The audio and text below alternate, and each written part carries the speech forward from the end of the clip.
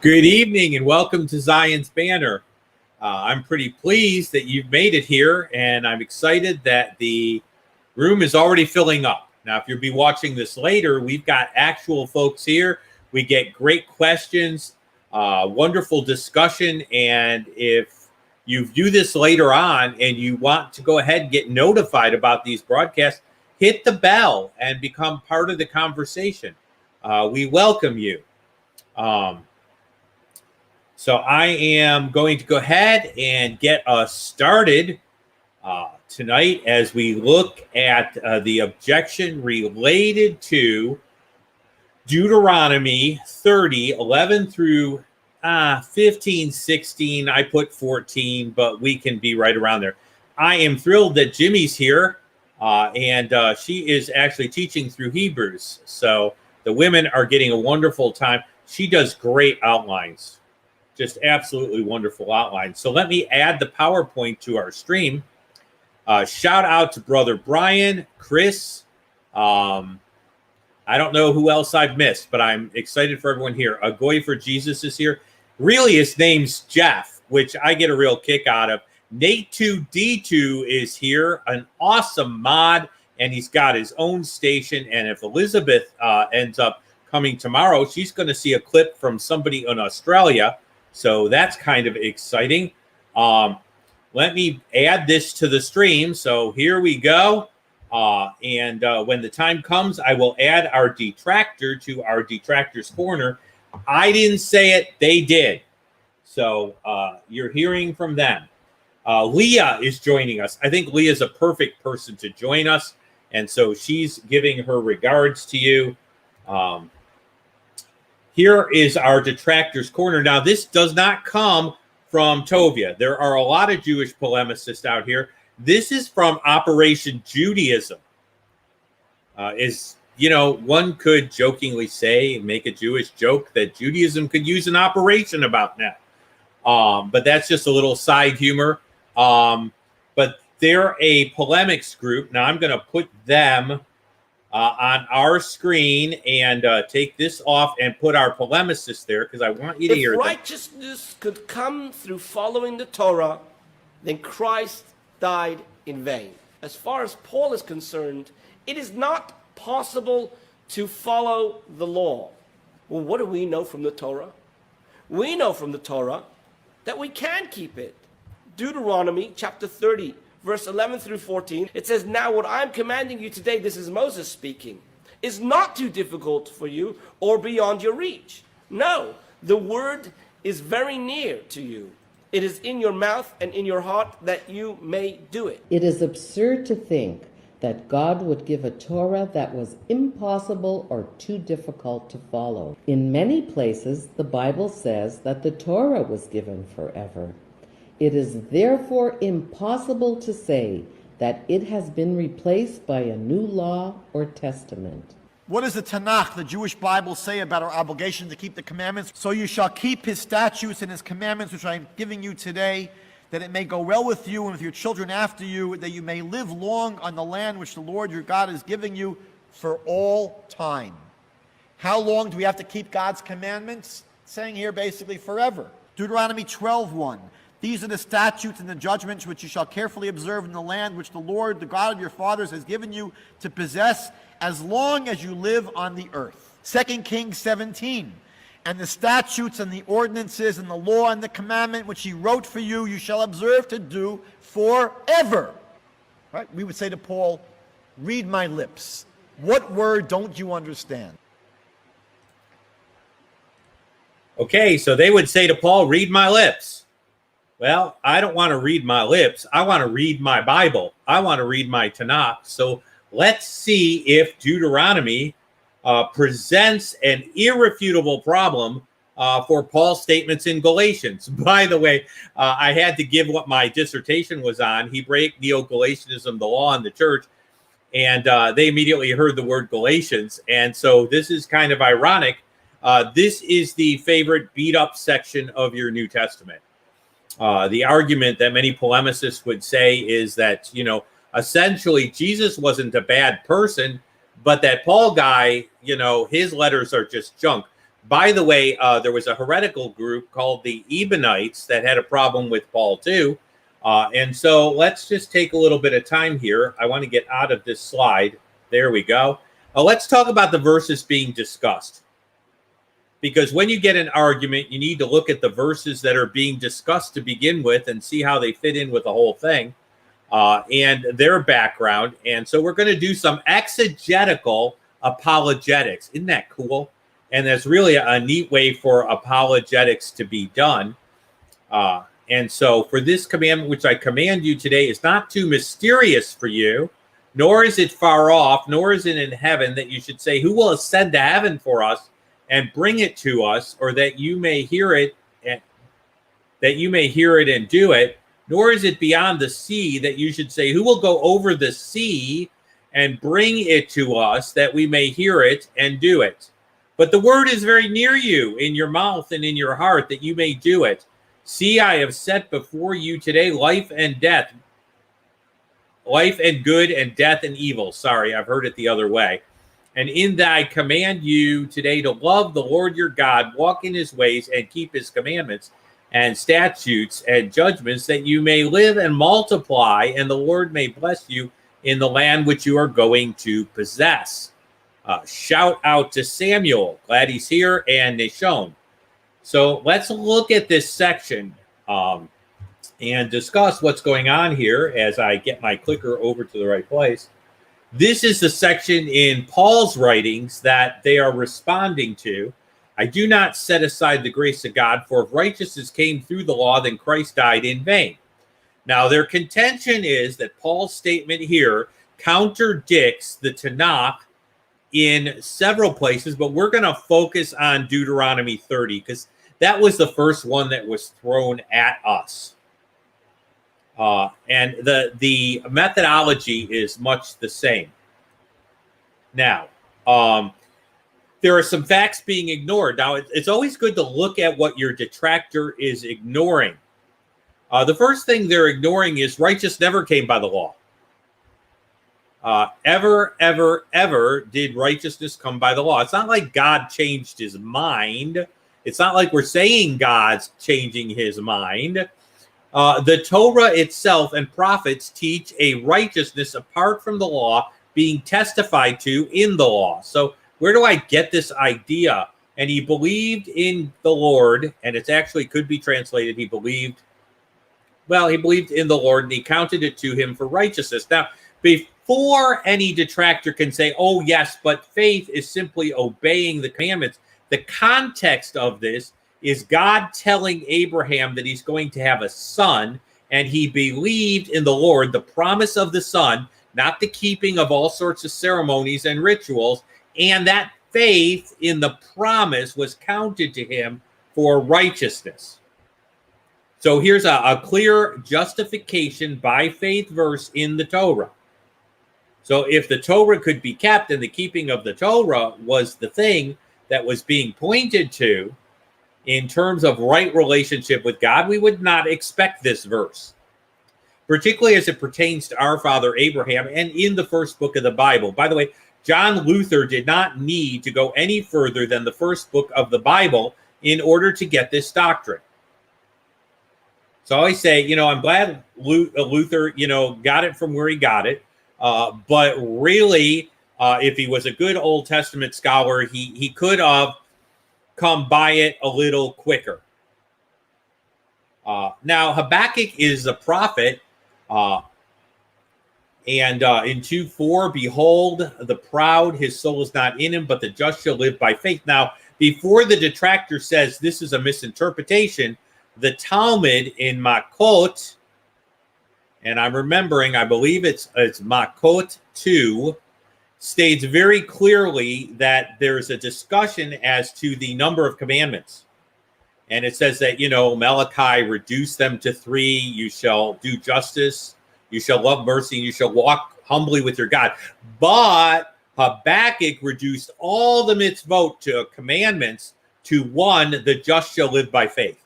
And this is a Talmudic discussion going on. So I'm not taking this verse any different than the Talmud does, at least in one location.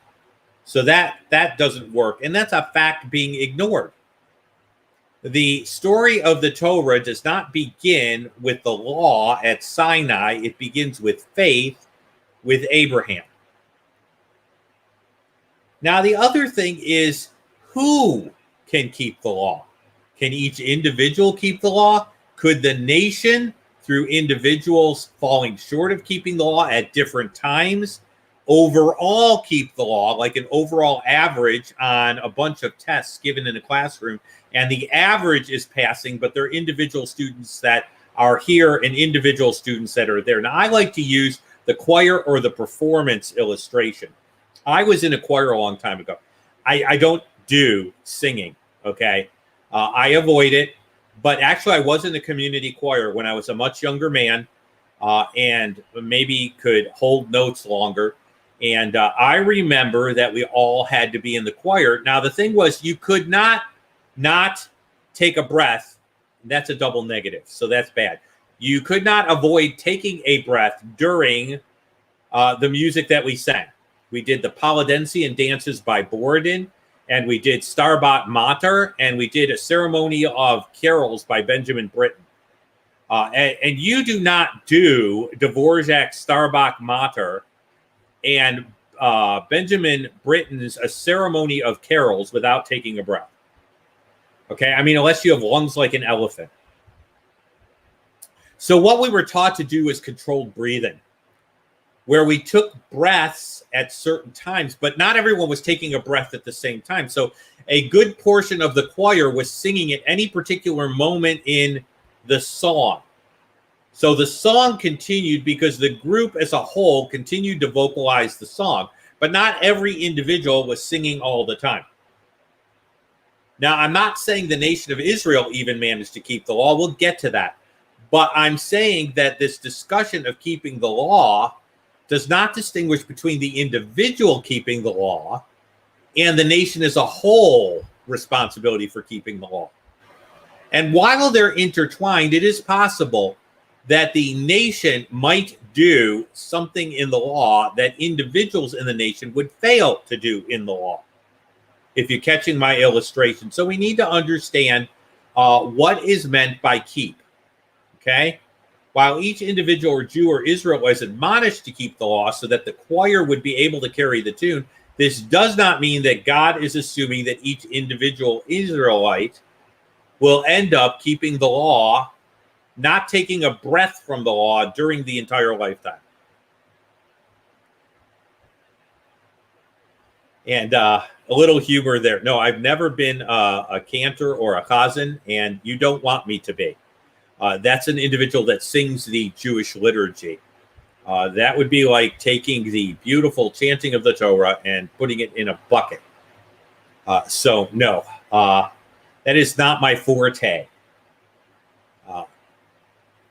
But that illustration, I think, is very important. God telling Israel to keep the law does not infer that each individual would keep the law. So that inference is being read into the text. And what is corporate is being applied to each individual. In general, that seems to be the way the argument's working. Deuteronomy 30, 11 through 16, 11 through 15 or 14, but I'm going to take the wider scope for the sake of exegesis.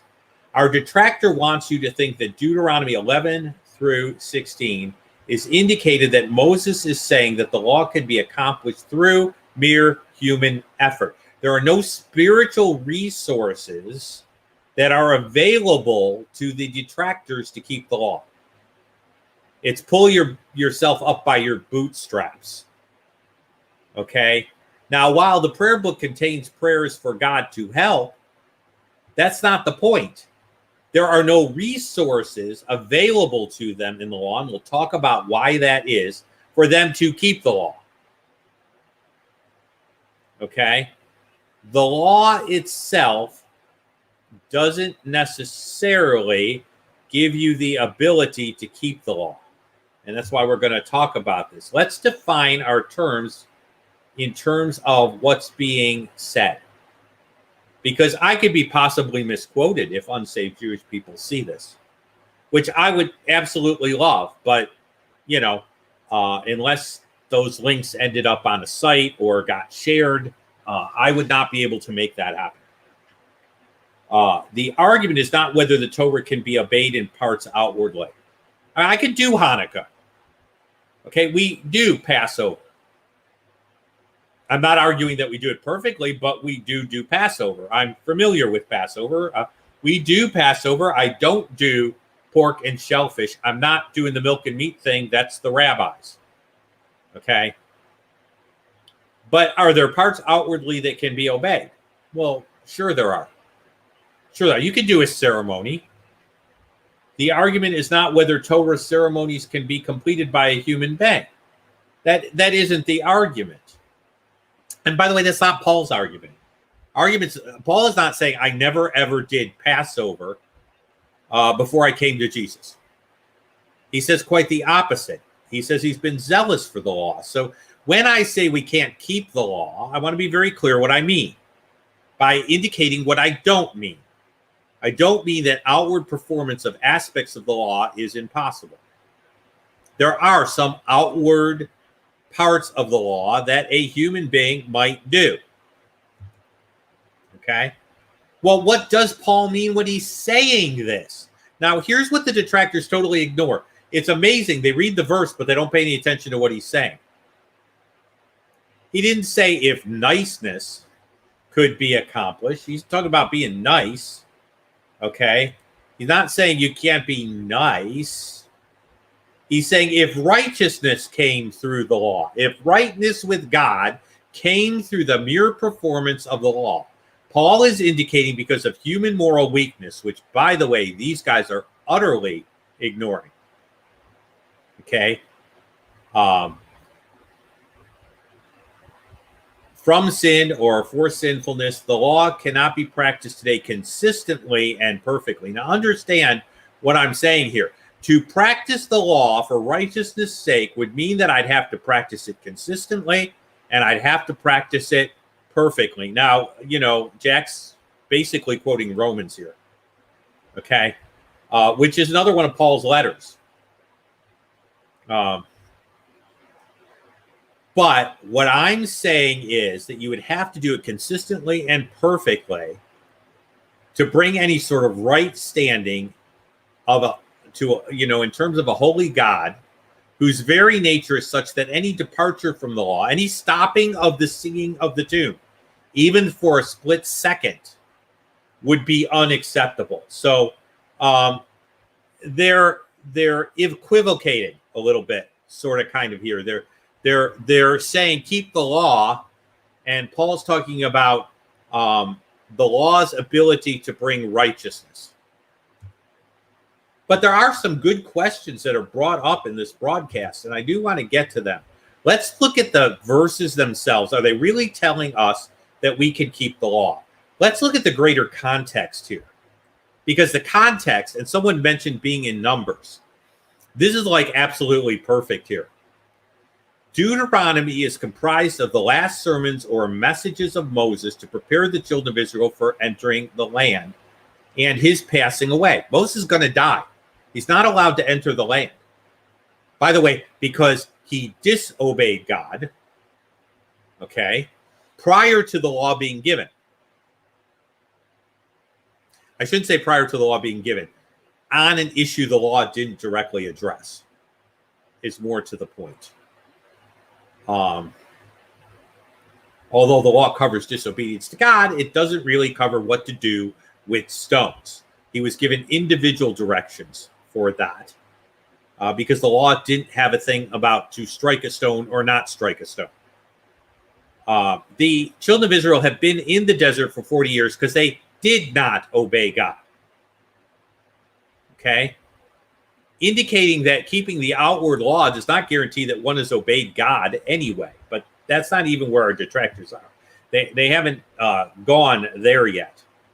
The very nature of the book with its warnings presumes that the children of Israel could not easily keep the law. You don't need to warn people not to break what they could easily not break. I don't have to tell you not to break a vase that is made out of, say, let's get into Marvel Comics, vibranium, and can't be destroyed or broken. Okay, the very nature of the book presumes the children of Israel can't really keep the law. If the children of Israel could keep the law, there'd be no reason for warning them of the results of not keeping the law. It would never come up. Because after all, the law is easy to keep and they can keep the law. The immediate context assumes Israel will be exiled for not keeping the law. The curses here deal with exile. But if they could keep the law, there'd be no reason for them to be exiled for not keeping the law. Unless what our detractors are saying is that the Israelites are so nasty and bad that after all God has done for them, they would deliberately hate keeping his law, which they agreed to keep.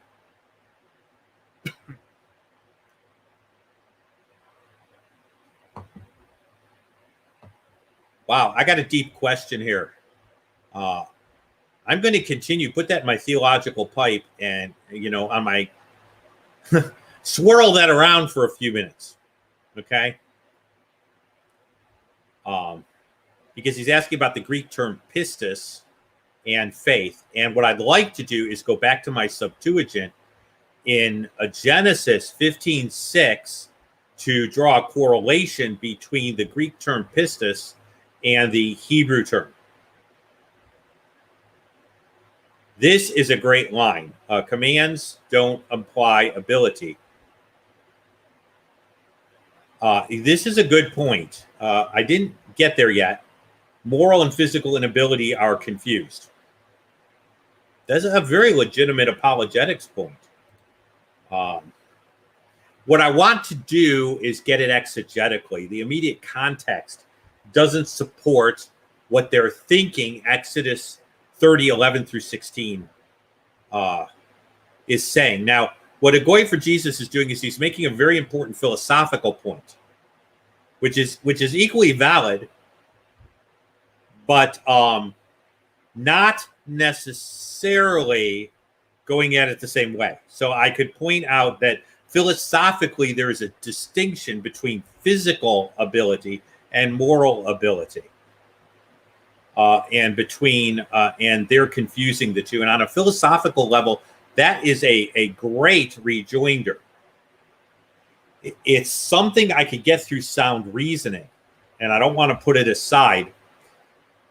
I'm talking about the exegesis of the chapter. So really what's happening here is there are two ways you could go about this. You could take it apart from the philosophical level, which an apologist could easily do and is good, or you could try an exegetical defense against this position, which is more where I'm going.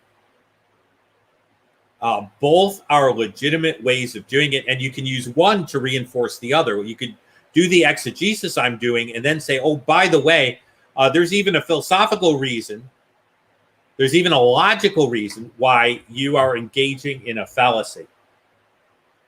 By the way, it would be a mistake in mode.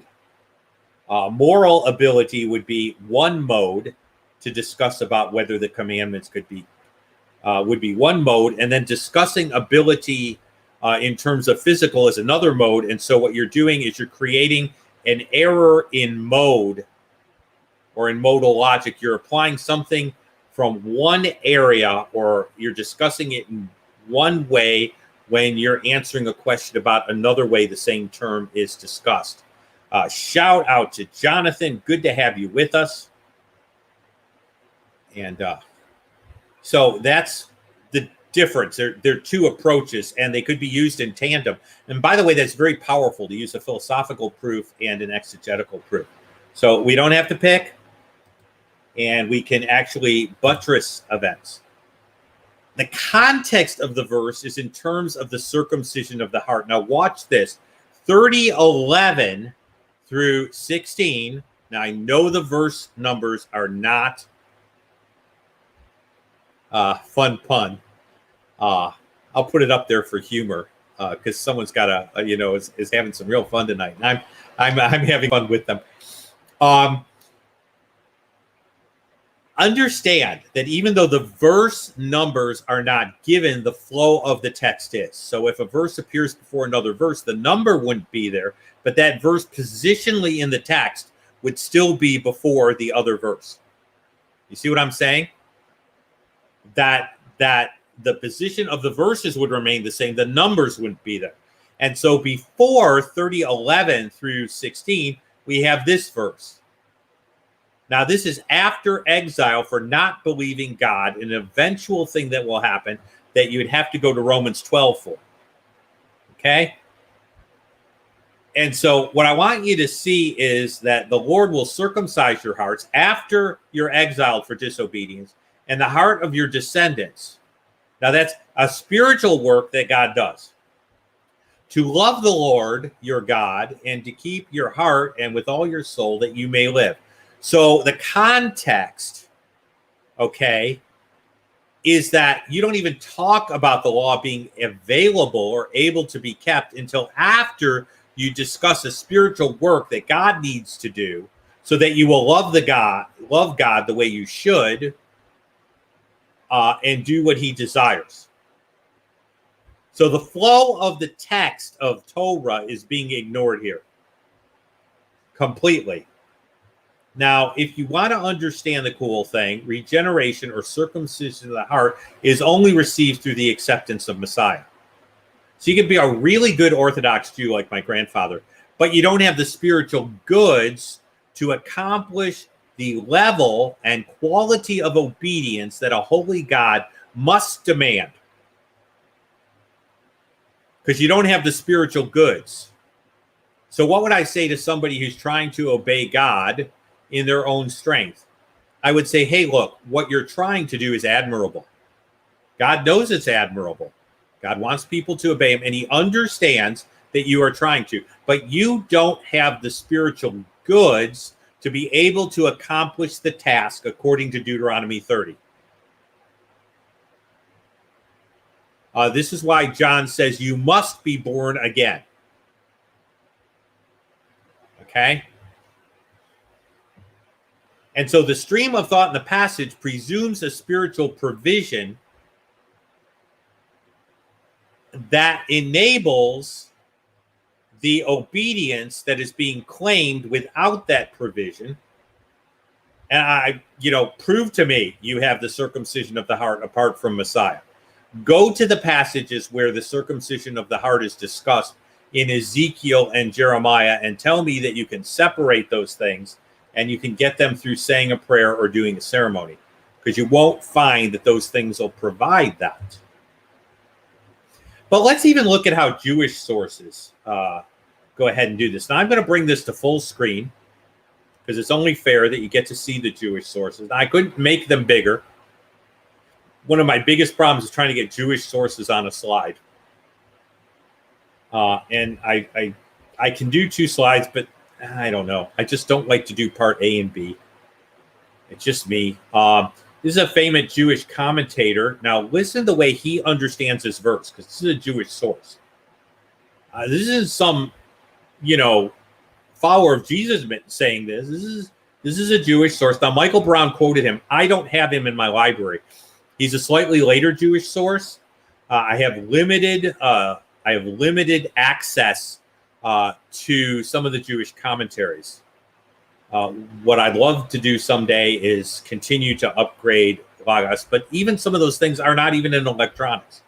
They're just too old. So it's not just a money thing. It's nobody's thought to turn them electronic yet. It is not beyond your understanding that you should need for prophets to explain the way of repentance, nor is it far away that there is a need for wise men of your generation who are far away to expound it for you in such a manner that you may be able to do it while in exile.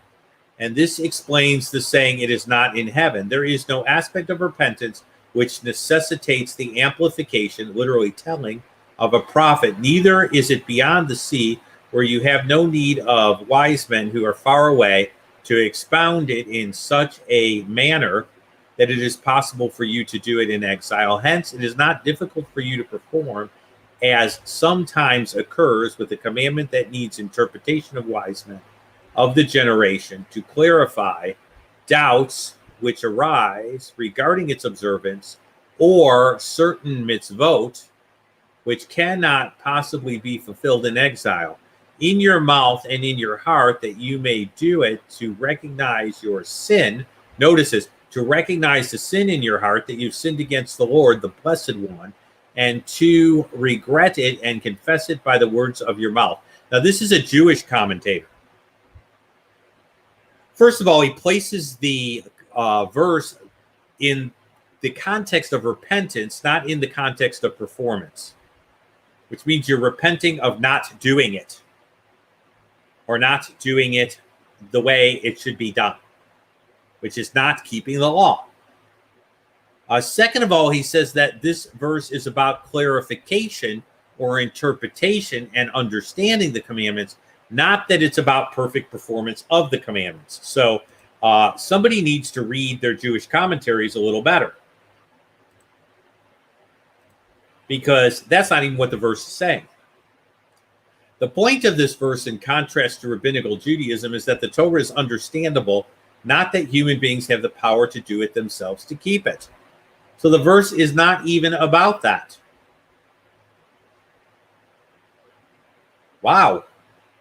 Could Israel keep the law? Well, let's ask ourselves, could Israel keep the law? Now, I'm going to Deuteronomy 31, flow of the text, same book. Watch this. Therefore, write down this song for yourself. So Moses is teaching them a song. Why is he teaching them a song? Does he want them to sing well? No. Teach it to the children of Israel and put it in their mouths, that this song may be a witness for me against them. So teach it this song so they'll get convicted of how they've wronged me. When I brought them to the land flowing with milk and honey, which I swore to their fathers, and they have eaten and filled and grown fat, they will, not they might, they will turn to other gods. In other words, isn't that not keeping Torah? And serve them, and they will provoke me and break my covenant. So what does God say to Moses one chapter later? The Israelites won't keep the law. That's exactly what he's saying. So the flow of the text is, you're going to be exiled. You need the circumcision of the heart, which God will give, so that you kindly can obey the law, because you broke it. That's why you were exiled. And by the way, Moses, teach them this song, because the minute you die, these guys are going to go off the reservation and they're going to violate the law. So much for keeping the law. It's clear that the minute Moses' back is turned, the children of Israel will not be able to keep the law. Or you would have to say the children of Israel could have kept the law, and they were so ungrateful to God that they never did keep the law, and Moses was told they wouldn't keep the law. Take your pick. The children of Israel can't keep the law because they won't keep the law, or they can't keep the law because they couldn't keep the law. In either case, they couldn't keep the law. But the funny thing is, the entire new covenant is predicated on the fact that children of Israel won't keep the law. Yes, I did use the term mitzvot. This is a good word for you to learn. This is our Hebrew word for tonight. And Slam is helping us, mitzvot. Now, I use the T, not the S. If you're from Brooklyn, it's mitzvos. If you're in Sahava, Professor Glazer's Hebrew class, you better say mitzvot. Okay? And it has to do with the tav, whether it's dotted or undotted, and the way you handle that. So I would say mitzvot. My mother, who was Ashkenazi Jewish from Chicago, would say mitzvot. Okay, so that's just a little, so we'll say dialectic difference in dialect. But thank you very much for our Hebrew word for tonight. So that's been provided. I used it. It needed to be defined. This is perfect. Behold, the day is coming, says the Lord, when I will make a new covenant, a new covenant. By the way, if the law was forever, why is there a new covenant? If there's a new covenant, that presumes the old covenant has been replaced by something in some way. Now, I did a whole lot on my dissertation about how new is the new covenant? But I'm not going to go there. What I am going to say is a new covenant needs to be made, which means that there will be a new covenant. And this came up once when I was witnessing at an event, and a Russian Jewish lady stood up and said, there is no new covenant. There is never going to be a new covenant. There's only Torah. Well, neither the sages bought that, neither do I buy that. Why is a new covenant needed? Well, we know why a new covenant is needed, because it's right there in big caps here. My covenant which they broke, though I was a husband to them. Did Israel keep the law? Well, Jeremiah says no. He says they did not keep. By the way, this is not at the beginning. Okay, I want to give you a sense of history.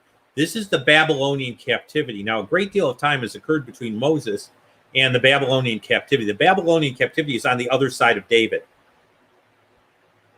All right, so this is what's really important for you to understand is when Jeremiah says, my covenant which they broke, he's talking about them not keeping the law for a really long period of time as a pattern, not just for a few days or something.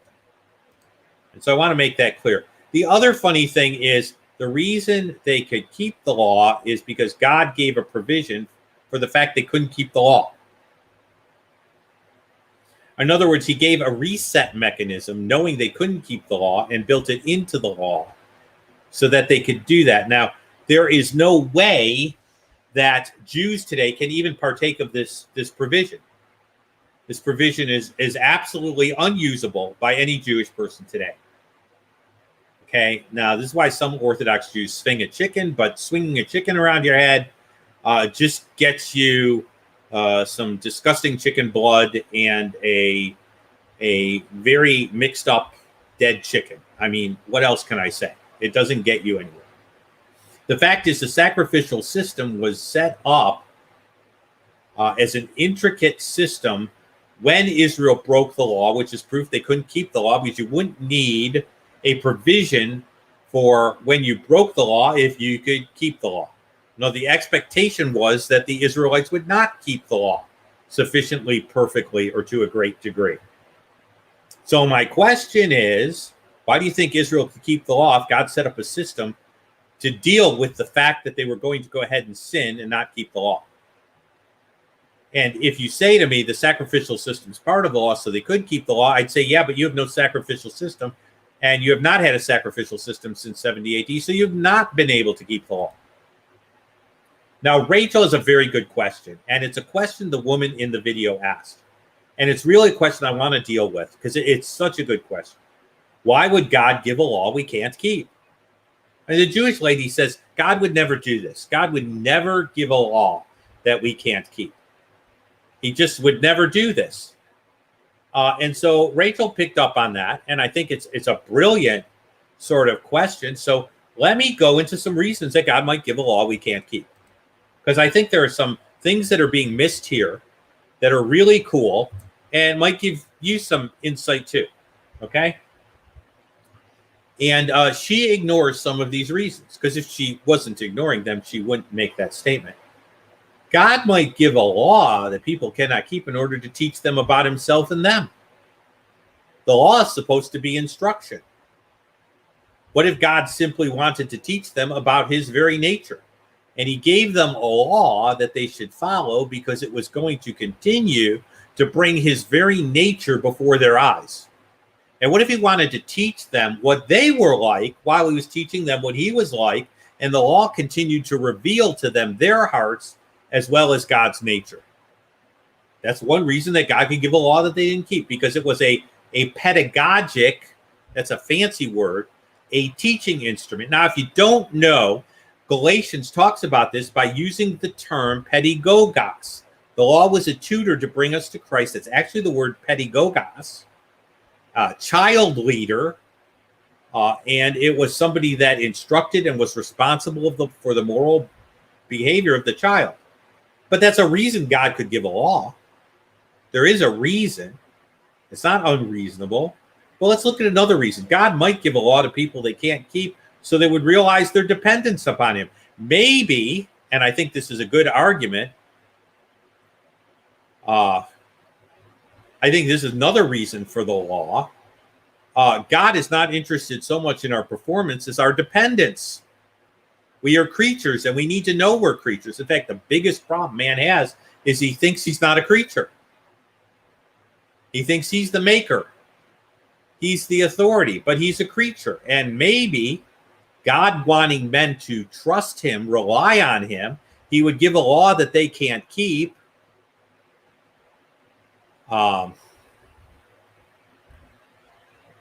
So that they might understand their dependence. God could give a law that people can't keep to make them long for Messiah.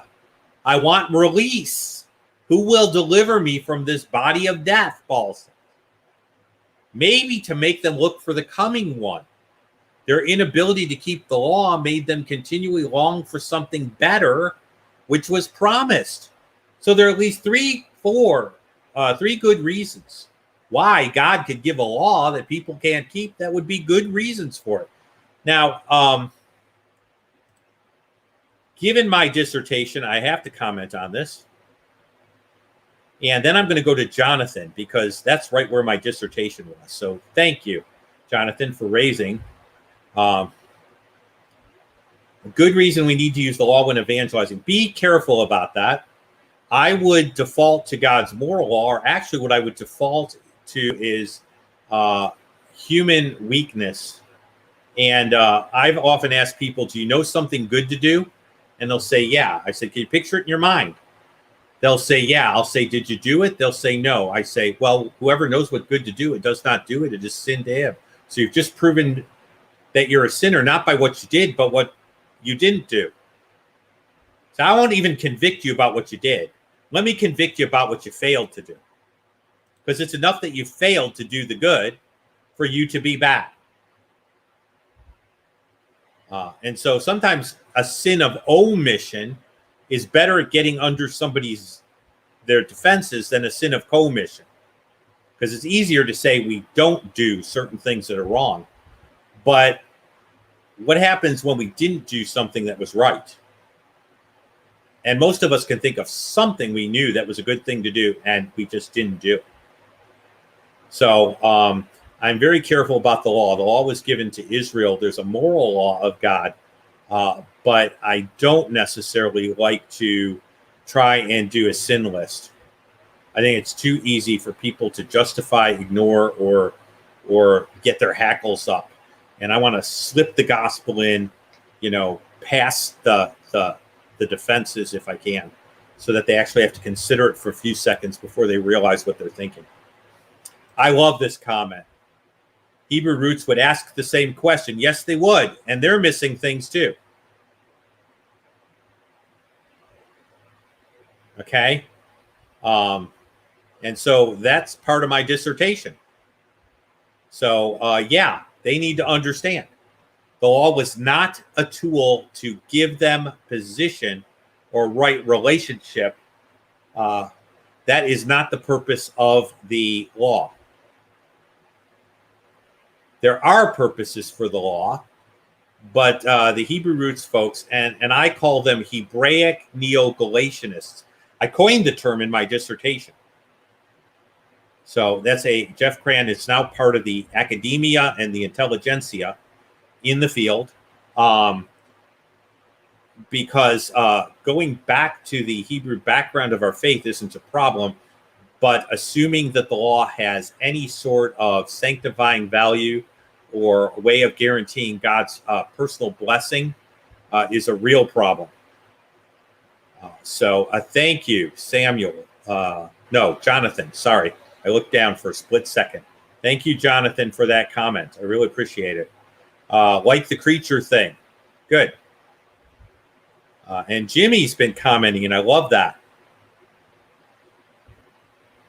So that's great. That's really cool that's been a help. But there are good reasons why God would give a law, contrary to that Jewish woman's opinion, that we could not keep. And she's totally ignoring them. In fact, the argument that the Jewish lady used really, really saddened me. My heart just went down. This poor woman who's being used, who doesn't get it. I mean, my heart just kind of went out to her. You've really so estimated your ability to do all that God says. I hurt for you. You don't understand how serious God is about the things he says. You don't understand how perfect he is, how imperfect you are. And so I just really hurt for her. But, it's a ridiculous sort of argument. Let me give you an analogy that I thought of with this argument. It's sort of the equivalent of saying, why would someone teach a kid arithmetic if he's going to make mathematical mistakes? I mean, after all, he's going to make mathematical mistakes. Why would I teach him the rules of arithmetic? That's the level that this argument's really on. It's a sad argument. It's a disprovable argument, but it's also kind of a sad argument. It's just kind of grieving. And I talked about this. By the way, the law was given to Israel to instruct her as a nation, not just a collective of individuals. Understand that there are things in the law that are for particular people. There are Torah laws for the high priest that were never Torah laws for the individual Israelite. There were Torah laws for the king that never applied to every Israelite. This was a collective. This was a constitution. It was not simply an individualistic thing. And I will say that for the church, we need to get away from what I call hyper-individualization. And the law did and was intended to create creaturely dependence. David's cry when he sinned with Bathsheba. Godly men of old understood their dependence for enabling morally as well as physically. That is so lacking in our society. And so, we really need to understand that. Not to beat ourselves up, but to understand that God really helps me in my day-to-day. That I have a spirit dependence in my day-to-day application of God's law, to understand how to apply it, and then to have the courage sometimes to apply it. I mean, it can be a scary thing to do the right thing. And of course, Paul tells us the law had a purpose to make them long for Messiah. They were supposed to want the coming one. The funny thing is that all these guys that are against Jesus don't really want the coming one. I don't hear them talking about their longing for the coming one. And I'm just kind of sorry Jesus isn't it. Now, there's an exception to that. Shmuley Bataic does. Shmuley Bataic actually does kind of take that approach. And Shmuley is a nice guy from all looks. I've seen a debate with Brown, and he's not loud and shrill. He's not, condescending. Which, by the way, I don't consider a great practice of loving your neighbor as yourself. I mean, we're all guilty, in the heat of apologetics. I discovered that as logical as I am, I'm a terribly passionate person. It's a little scary to me. But it was a tutor to bring us to Christ. I'm going to take some of the comments here because there's some great stuff here. Samuel has been going to town with two comments. He likes the corporate aspect, and he said you is typically you all, and that's true. You find a lot of the you all before y'all was in the South. There's like a Hebrew way to you all. So I mean that's terribly true. So God's word was never designed as a tool for us to glory in self-righteousness. Wow. Isn't that an important mouthful? Rather, it's to help us understand who he is and who we are and to live in dependence on him. Boy, use God's moral law that way, and I guarantee you will get far closer to Jesus, and you will have an awesome time along the way. Real hard to do, but use it that way, and you've got a really lawful use of the law. If you are subscribed, you will see that tomorrow is a different type of topic. We're going to be discussing an important use of Romans 14 in terms of a certain sort of social thing that's going on in our country and in the world right now. And so I will not do a big reveal here, but you want to check that out. And you've got a great lesson. There's the lawful use of the law. Let us learn to be good creatures. And if we learn to be good creatures, we'll honor our creature. And Jimmy says she's going to steal it. It's not stealing, Jimmy. You can have it.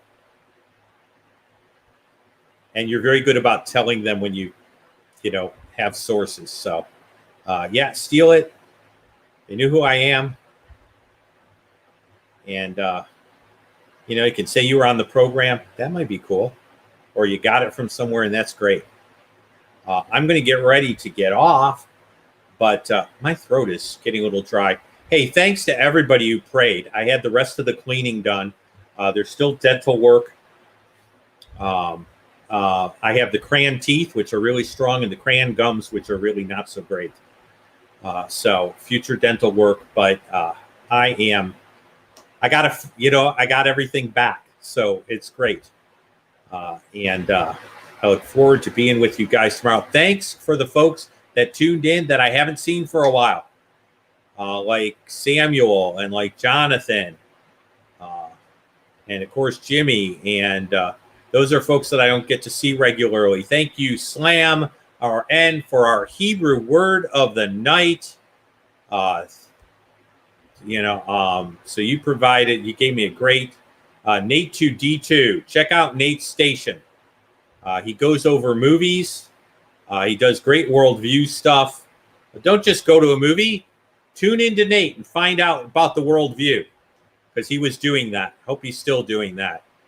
Brother Brian, it's good to see you. Steve, it is always great to see you. And Lindsay, glad you could be with us.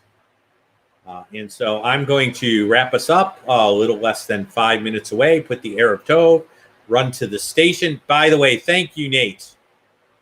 I will include the chosen people. I don't want people to feel, there you go. I don't want chosen people to feel left out, and our support has been blessed by God through that means also. If you have not subscribed, please click the subscribe button. I haven't put that up, but you want to subscribe. And so please feel free to do that also. And that's just hitting the little bell, and you will know when I'm on. Brother Steve hopes to see me. There you go. The sub and like. Let me put that up there. There you go. And remember to hit that like. Thank you, Slam RN. Great reminder for folks. Well, it is Erev Tov time, which means have a good evening. But for some of you, it is a good night, which is Lila Tov, depending on where you are. If you're in Australia, it is neither Lila or Erev. You're somewhere in the afternoon. I don't even know what time you are, because I need to know Zulu time. Coordinated time. We're +7 in Arizona. We were +5. Greenwich mean is 0. If I knew where Australia were, I could do the math. So excellent. See you all soon. Erev Tov.